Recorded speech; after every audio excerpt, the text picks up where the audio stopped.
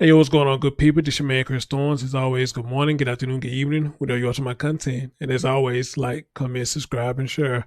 Ladies and gentlemen, got another story that's been sent to me by several of you. Several of you been sending me this story like crazy. And I want to bring it to your attention. So let's get right into it.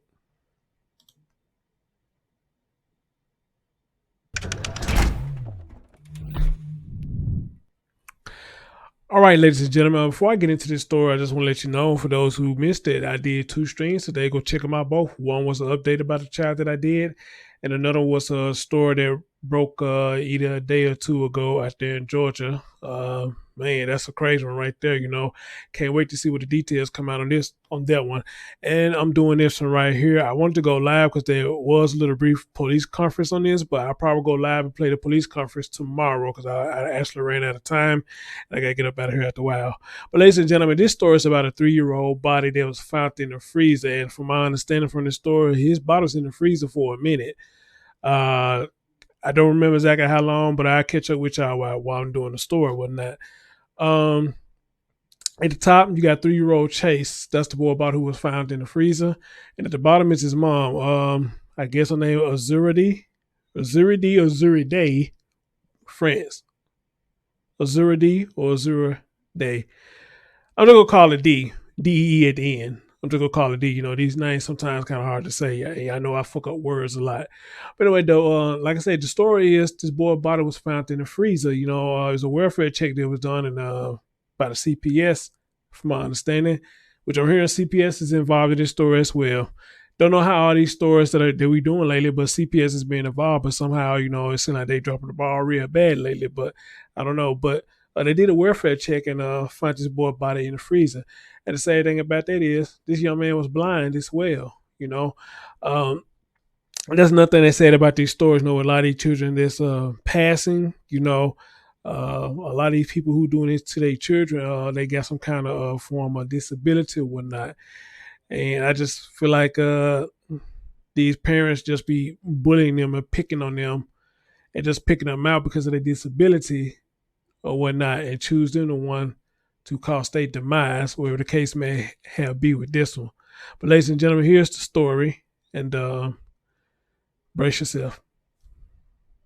Horrific story in Detroit where the body of a 3-year-old boy is found in a basement freezer. Tonight, that child's mother has been arrested, and we're learning more about the police and how they made the discovery. And now we're finding out who that little boy was.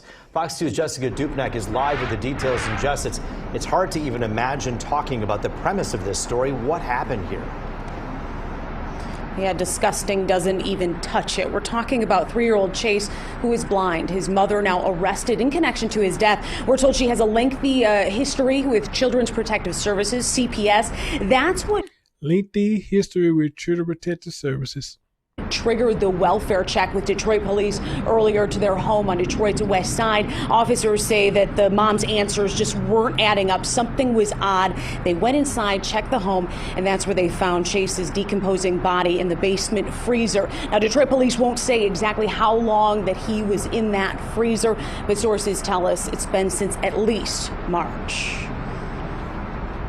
He was the sweetest. Been in the freezer since at least March. Wow. One.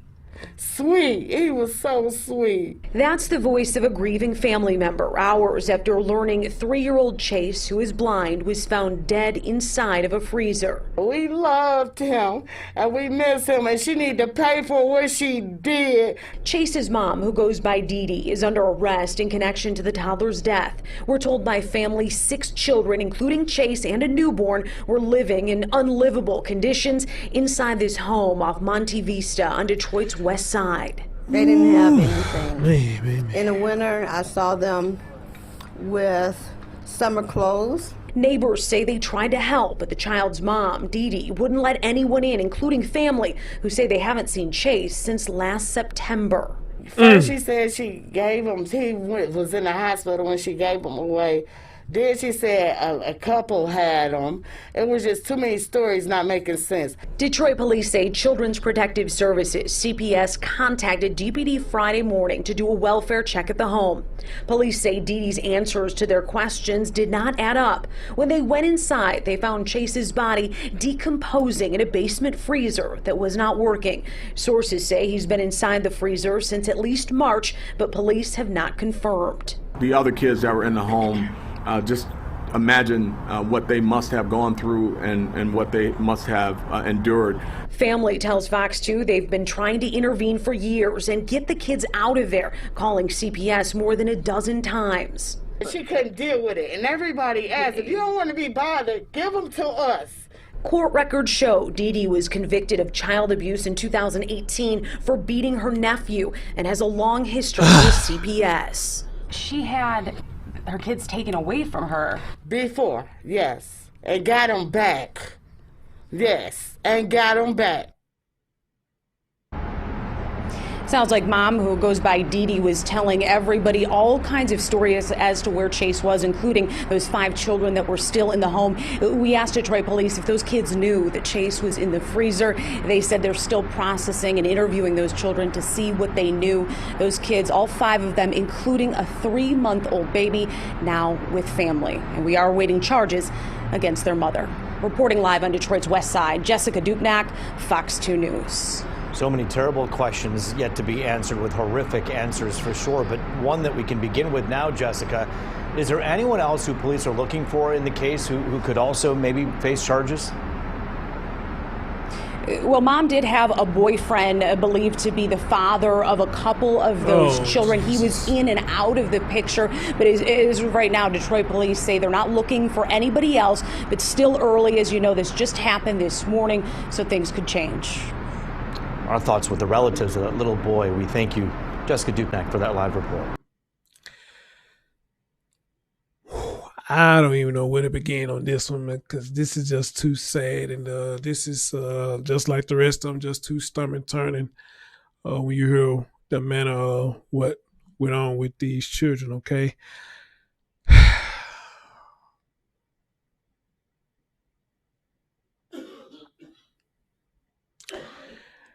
I don't know how much of a blame you probably could put on CPS on this one, but then again, I don't know, because the parents say they've been trying to call them and made reports, but CPS, I guess they did nothing, whatever the case may have been.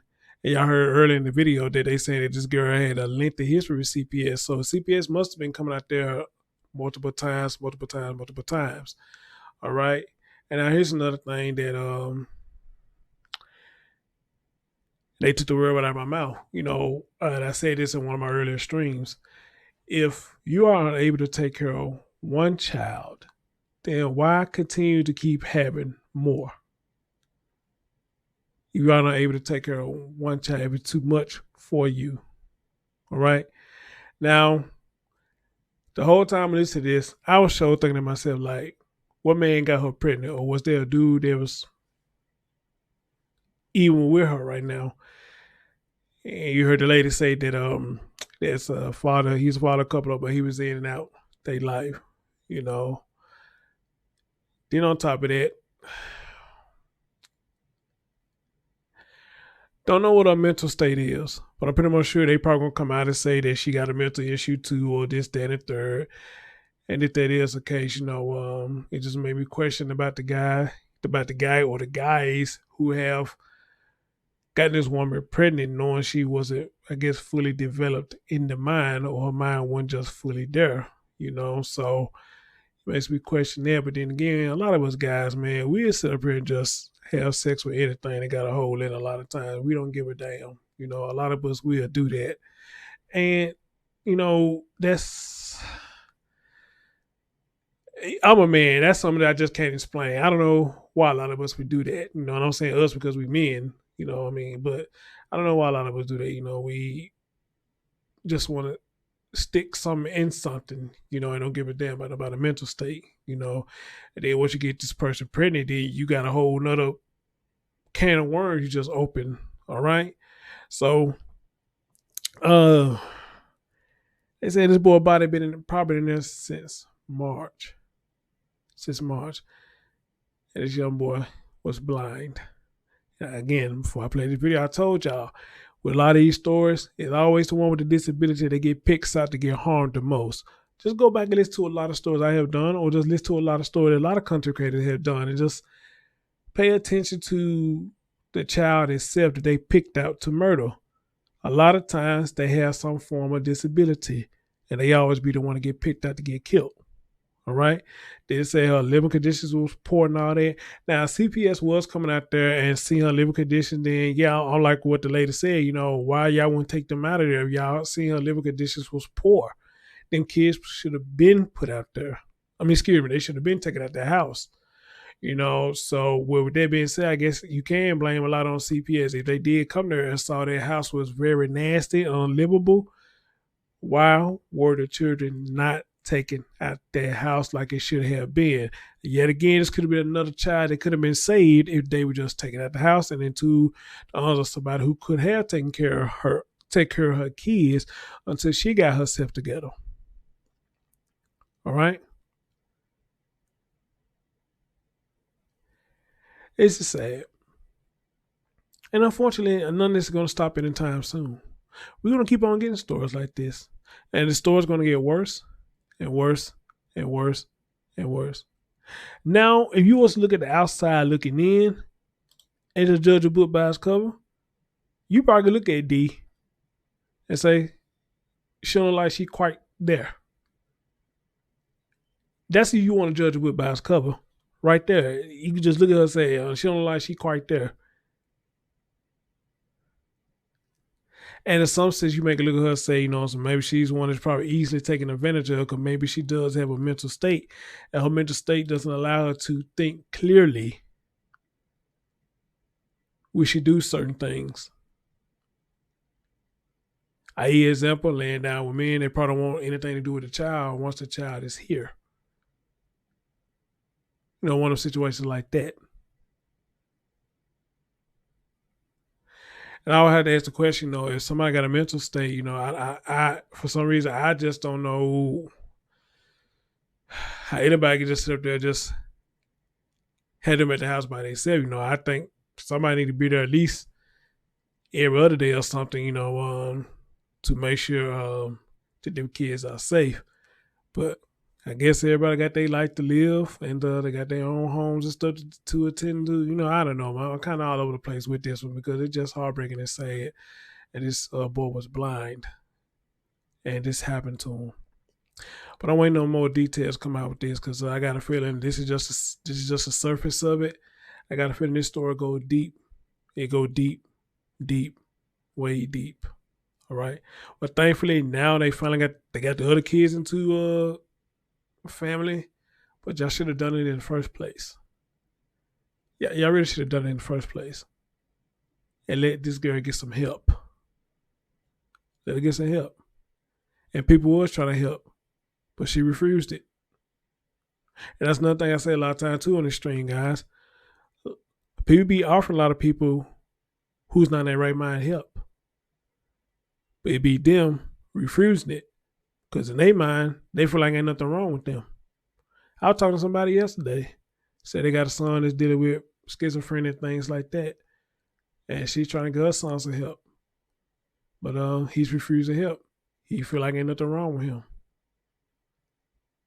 He feel like nothing is wrong with him. And that probably could be a scary thing with somebody who's dealing with that kind of illness or whatnot, mental illness. They do stuff and don't think nothing's wrong with them. It's got to be quite scary. And again, like I said, I've been doing it for 15 years, work with people with mental disabilities. I've been doing it for 15 years. And you can sit back and work with some of these folks and just hear how some of them talk.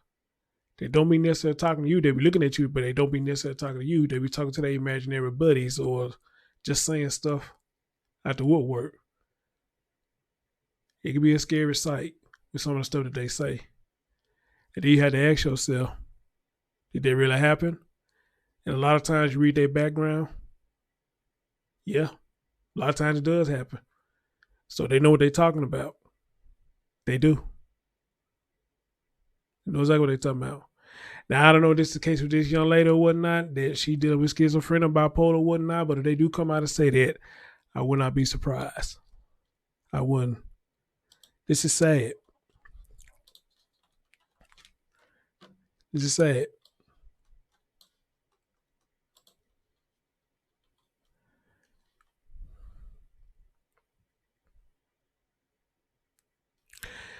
The mother of a 3-year-old who was found in a freezer by Detroit police officers was arraigned Sunday at 36th District Court.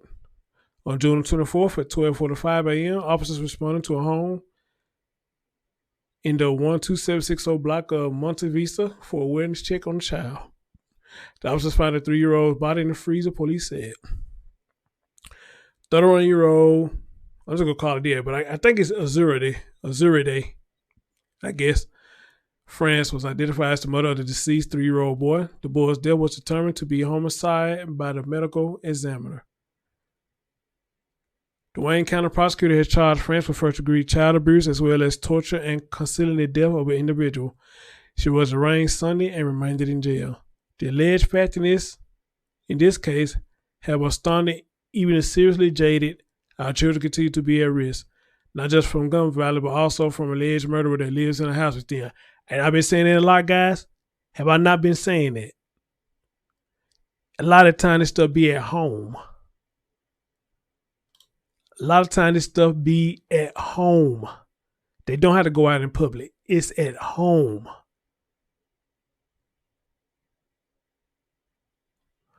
Not just from gun violence, but also from alleged murderer that lives in the house with them, said prosecutor Ken Worthy. The case is still under investigation. Told y'all, man, y'all gonna listen to me one day, and not just only me, but any content creator who even talks about stuff like that. Y'all gonna listen to us one day, man. This stuff just don't happen outside, man. You got the bullies right there at home. You got the assholes right there at home. Whether it's the parents they said or the parents let other folks coming into their home and do stuff to their children, which I've done a lot of stories like that too. They come in, let they significant others harm their children as well. So a lot of stuff is at home. It is. And the same thing about it, when it's at home, it seems like that's when the most time that the cries go unheard. Just think about it. Look at all the stories where all this stuff happened at home and how people have been trying to get them help, but the voices go unheard. The voices go unheard. And when you do finally hear something, they're dead.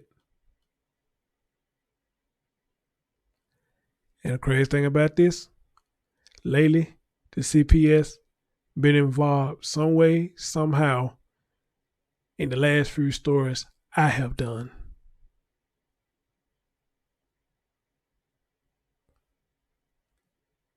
This breaks the hearts of a lot of people. It breaks your heart. Anyway, guys, like I said, there is a police conference, but unfortunately I don't have time to play this, so I may come live tomorrow and play the police conference about this.